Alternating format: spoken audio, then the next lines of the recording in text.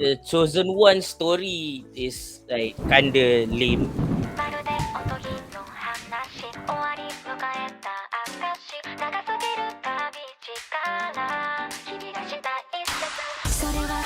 Anyway, I'm going to start with favorite bits, scenes from what you've seen thus far from the story, Anri. It's not a major scene. It's just the when Frieren recalls things that she has experienced during her 10-year journey dengan Himmel she pointed out this one fact that stayed with me throughout the whole series tau. That Himmel was not the true hero tau, but he killed the Demon King. He didn't pull out the sword and carry it with him because the sword draws evil creatures to it. So what he did, he just put a seal there and a fake sword as the hero sword.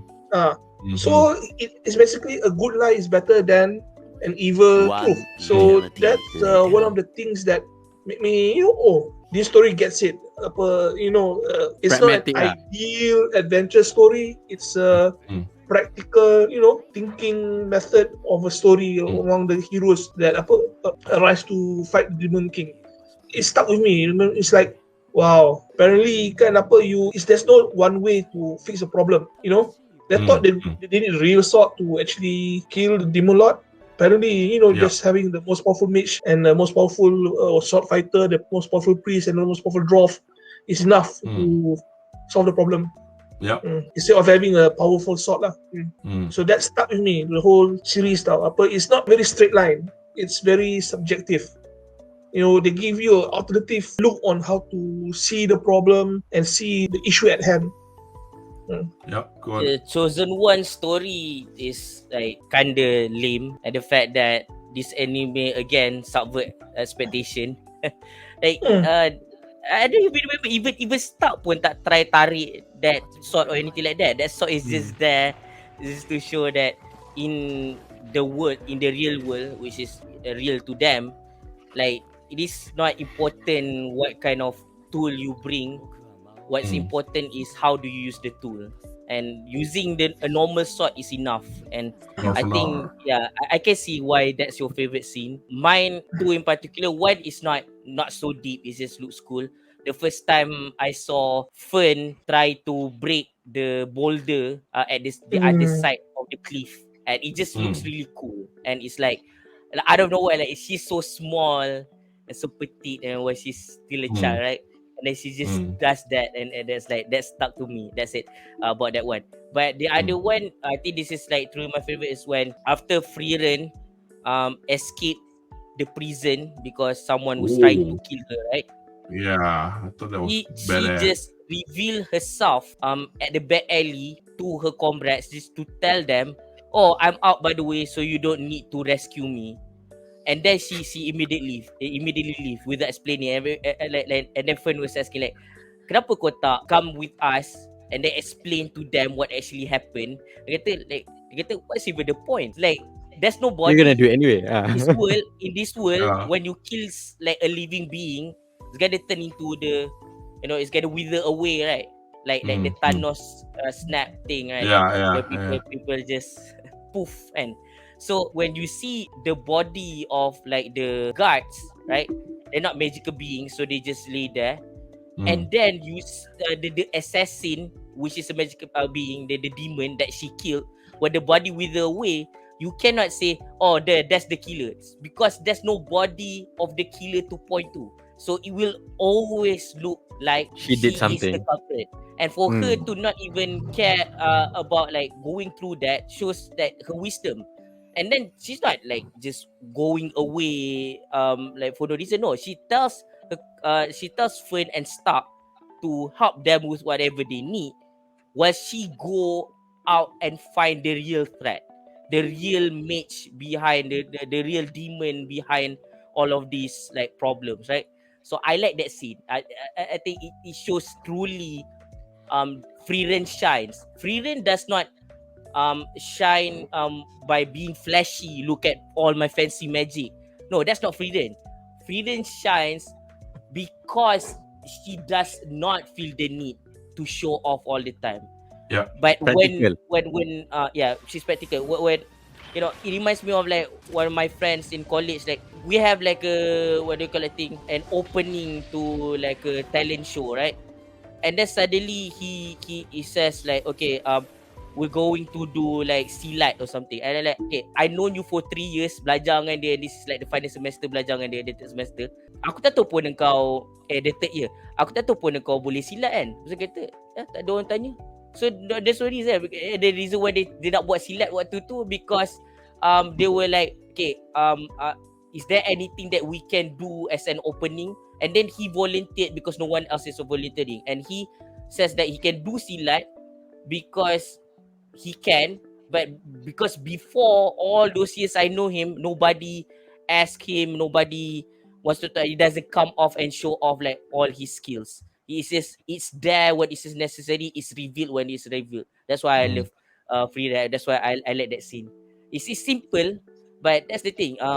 Because Frieren herself is a very simplistic character, and this is like, yeah, like and usually you think of more bombastic stuff and like more flashy fights, and but Frieren, when I think of her, I think of like these mundane things and reasonable explanation as to why or she does or does not do something. I think for me in terms of favorite scene, macam saya cakap tadi lah, I think how episode 9 and 10 for me is like it's one of the kata checkpoint of the series. For recap, episode 9 is where Fern dengan Stark lawan the two demons. 10 is where the Aura versus Frieren lah. So the two episode menunjukkan the mentality of why the revelation juga lah on why certain things are like that.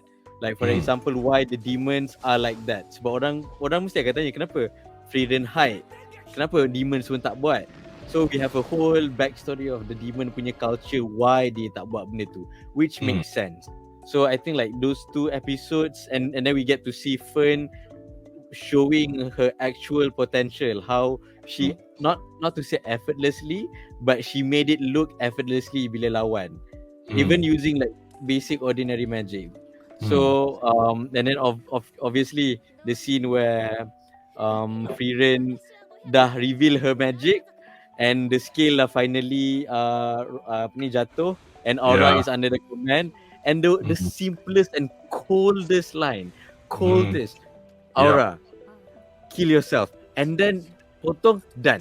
No further. It's like, are you all right? That's it. Which she is not all right. Yeah. And then another part yang I suka in the show, it's not specific episode, but when you notice the breadcrumbs. Contoh like, okay, I have a magic that turns normal grapes to sour grapes. Mula-mula orang macam, oh kenapa dia buat benda ni, macam useless je. Later episodes we learn, oh dia belajar benda ni sebab kawan dia suka. She learns this small magic because it is important to her. Why am I doing this? Oh, because it's nothing important, but it's important for me. I am doing this for me. It's not about saving the world. It's not about doing big shit. I just want to do this because I want to do this. Macam, we should start as humans do things because we want to do. You know, baru rasa that satisfaction. And then also Siri lah, when she reminisce about her apprentices, her human apprentices, yang she can very tsundere, macam, oh tak, aku tak suka humans are very ni macam korang mati cepat lah, apalah. Which shows that tapi her way of thinking dia macam dia sayang, cuma dia jenis yang tak nak cakap, or she doesn't have the emotional maturity to understand. In a sense, she's worse than Frieren. Sebab dia bongkak. Yeah. Okay lah, just a quick one on which bit of Frieren, like Ariff juga tadi, I don't have a particular episode. I mean, kalau nak main episode pun, I'm a bit of a sucker for watching a good animation when there is good animation, where it may be to show off or may be to show subtle things. Macam for example, you pick up on things on You see this a lot in slice of life animation, in which things like benda-benda bodoh macam apa nak duduk, dia cara dia angkat kain, dia duduk sebelah Stark, cara dia Stark pakai jacket, how they animated that beautifully. You know, they could have made it like so cincai, and because apa nak animate cantik ya, benda ni benda dia nak pakai jacket, dia nak duduk atas kursi. And then when they do show all the gedegang punya animation, because they were fighting at that time, so it's like you know, they don't skimp on things lah, and all the fight scenes, as far as I'm concerned, were very good. But back to the apa benda yang aku suka is pretty much the subtleties are all paid attention to. This is, for example, the fight from the famous episode 25. I'm going to put it really quickly just in case. Saya tak admit to be a Sakuga nerd, but I'm aware of a few names. For example, some of the key animators for this. You know, I mean, people kadang-kadang tak fikir sangat rambut-rambut dia terbangan macam tu. Tapi ni semua lukis dengan tangan. This is not CGI or whatever. So I'm still impressed with how TV anime still gets the attention it gets. You know, and it's not just a film anime je lah yang get all the macam kan people talk about how in Ghibli films they do gedegang pakai tangan. Yeah, one of the key animators for this is this Filipino kid. Not kid, he's already early 20s now. Nama Verkriek. So anybody in the chat who's heard of Verkriek, and he was uncredited because kalau kau tengok pada I mean it's all Japanese, so you need to look it up under translation lah. A lot of times when anime studios do things, they get help. So the key animators will draw the key movements, and the between bit will be done by the in-betweeners, and those people could be from any studios and doesn't have to be from Madhouse. And then this is also another example where Verkriek is a Filipino lad. He came into prominence because he umur 18 tahun ke apa. He literally was the animation director for the opening or closing sequence for Kaguya-sama punya anime tau. So for a Japanese company to let him do that is really fantastic. So kalau kau tengok, kalau kau rajin pada yang siapa yang geeky suka pause dekat credit, kau nampak nama Arab lah, nama Spanish lah, in between all the Japanese kanji.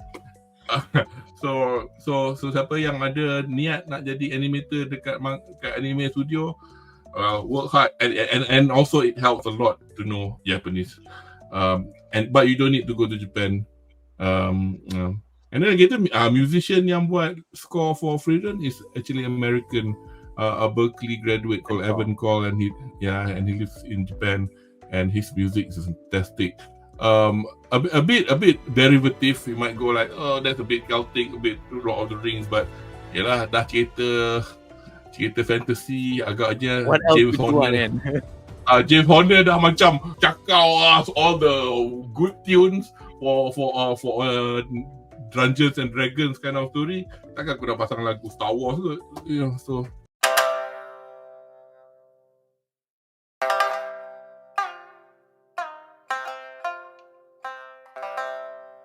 Ada.